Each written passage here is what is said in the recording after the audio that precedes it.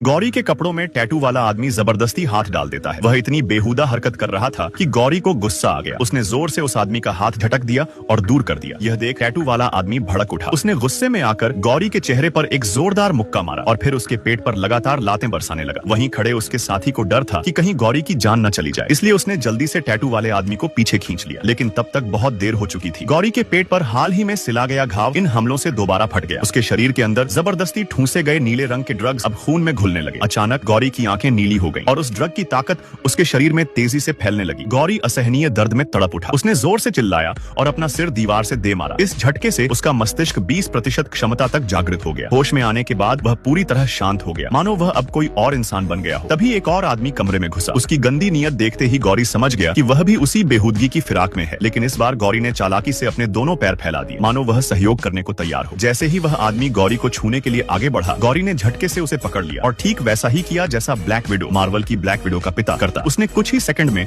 उस आदमी को गोलियों से भून डाला। इसके बाद गौरी ने अपने कंधे में धंसी गोली खुद ही निकाल फेंकी। उसे यह देखकर झटका लगा कि अब उसका मस्तिष्क दर्द को नियंत्रित करने में सक्षम हो गया था। गौरी अब पूरी तरह बदल चुका था। उसी समय एक अस्पताल में डॉक्टर किसी मरीज का ऑपरेशन कर रहे थे। गौरी वहां घुस आया और बिना सोचे समझे सीधे मरीज को गोली मार दी। असल में उसने सीटी स्कैन में देख लिया था कि वह मरीज बचने वाला नहीं था। इसके बाद उसने खुद ही ऑपरेशन टेबल पर लेटकर डॉक्टर से कहा कि उसके शरीर में बची नीली दवा ड्रग्स निकाल दी जाए, बिना किसी बेहोशी के इंजेक्शन के। कुछ ही देर में डॉक्टर ने उसके शरीर से 1 किलो में से सिर्फ 500 ग्राम नीला ड्रग्स निकाल लिया। गौरी को महसूस हुआ कि अब उसके पास ज्यादा समय नहीं बचा। उसने अपनी माँ को आखिरी बार फोन किया और फिर सीधा ड्रग माफिया के गढ़ में घुस गया। ड्रग माफिया का सरगना आराम से संगीत सुन रहा था जब गौरी ने उसे पकड़कर उसके सिर पर हाथ रख दिया। उसकी नई शक्तियों की वजह से उसने उसके दिमाग से बाकी बचे नीले ड्रग्स का ठिकाना निकाल लिया। कहानी यहीं खत्म होती है, लेकिन इससे यह साफ होता है कि गौरी अब एक सुपर ह्यूमन बन चुका था और वह बदला लेने के लिए किसी भी हद तक जा सकता था।